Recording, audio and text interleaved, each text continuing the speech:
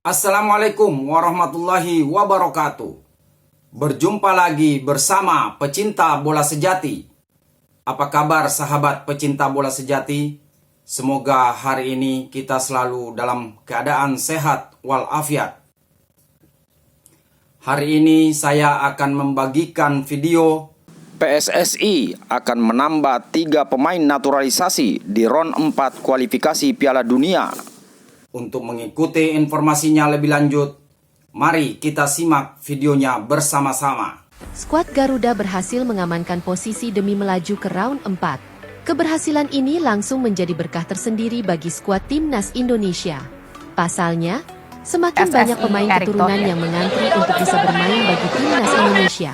Belum lagi, Erick Thohir menyebut timnas Indonesia akan memiliki 3 pemain keturunan baru. Untuk posisi di lini tengah juga sudah oke, mungkin kurang 1 atau 2 pemain lagi.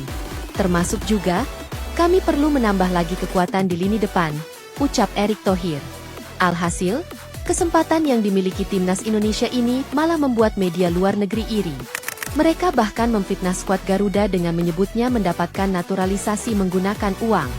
Namun, ucapan tersebut langsung dibantah oleh Erick Thohir selaku ketua PSSI. Perekrutan para pemain naturalisasi enggak sedikit pun memiliki anggaran. Ya, memang pilihan mereka. Kita enggak sogok mereka untuk main kok. Tambahan naturalisasi ini dinilai sangat penting untuk bermain di ronde 4 yang dipenuhi lawan-lawan kuat. Salah satunya, Uni Emirat Arab yang baru menambah kekuatan naturalisasi dari Brasil. Berikut profil pemain yang dirumorkan akan dinaturalisasi timnas Indonesia untuk persiapan round keempat kualifikasi Piala Dunia Zona Asia. Laurin Ulrich. Laurin Ulrich jadi pemain keturunan yang paling sering dirumorkan berseragam timnas Indonesia.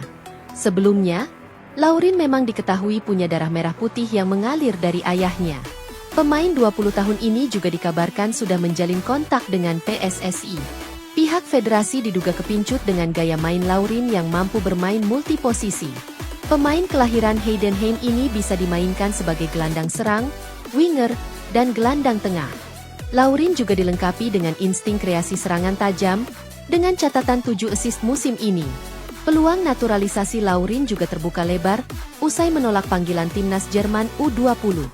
Padahal, pemain VfB Stuttgart ini diandalkan Der Panzer dari kelompok umur U16 hingga U19. Alhasil, peluang Laurin dinaturalisasi diyakini bakal terwujud dalam waktu dekat. Namun, pemain 20 tahun ini baru bisa berseragam Garuda di tahun 2027 karena terganjal aturan FIFA. Oleh karena itu, Erick Thohir diharapkan bisa melobi pengurus sepak bola dunia. Apalagi, pria 55 tahun ini memang dikenal dekat dengan Gianni Infantino dan kolega. Sebelumnya, rayuan maut Pak Erick sukses membuat Marten pas layak membela skuad merah putih. Miliano Jonathans. Selain Laurin Ulrich, Miliano Jonathans juga santer dirumorkan bergabung ke timnas Indonesia. Pemain FC Utrecht ini memang dikenal sebagai opsi pemain naturalisasi terbaik untuk tim Garuda. Bagaimana tidak? Miliano tampil tajam bersama Vitesse dengan koleksi 11 gol dan 4 assist.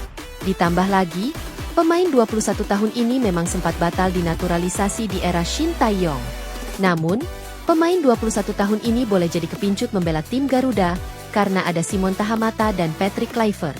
Miliano bahkan menebar sebuah kode memperkuat timnas merah putih.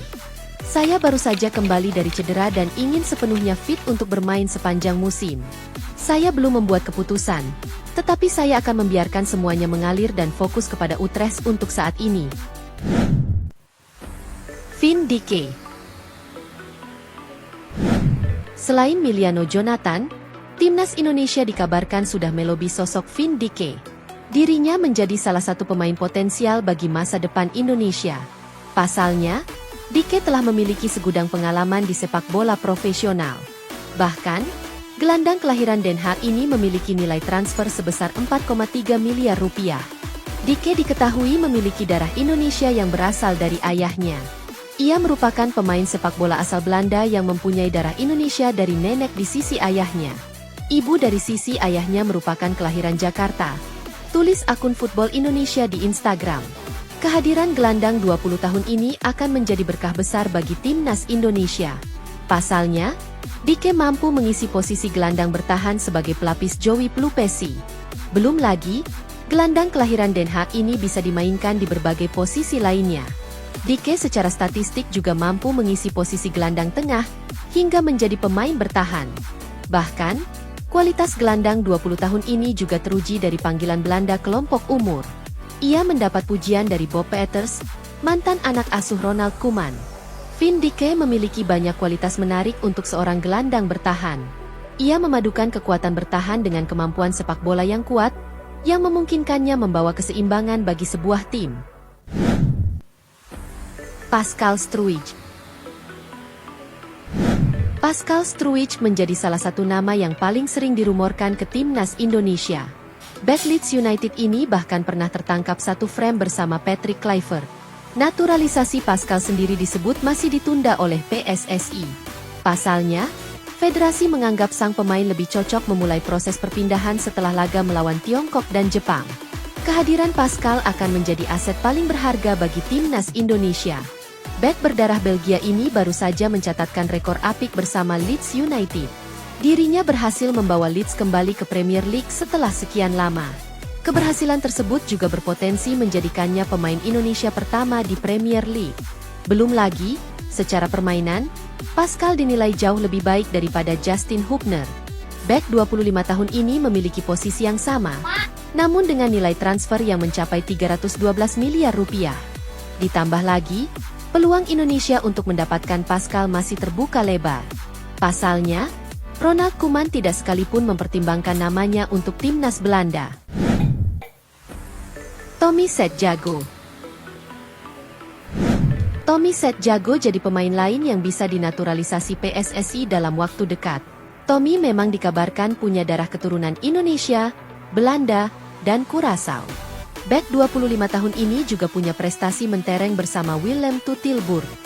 Tommy sebelumnya mengantarkan Kings Army promosi ke Eredivisie pada musim 2023-24.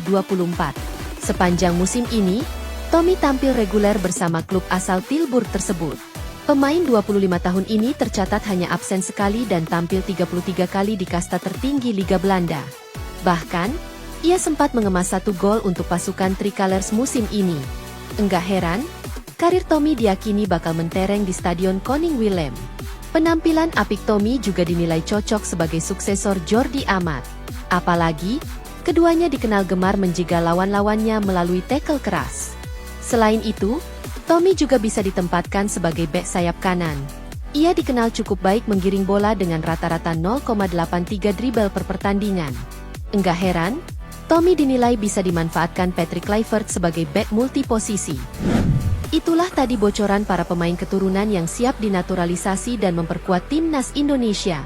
Darah merah putih mulai memanggil, dan para pewaris Garuda mulai berdatangan satu persatu. Gimana menurut kalian? Siapa yang paling kalian tunggu-tunggu berseragam Garuda?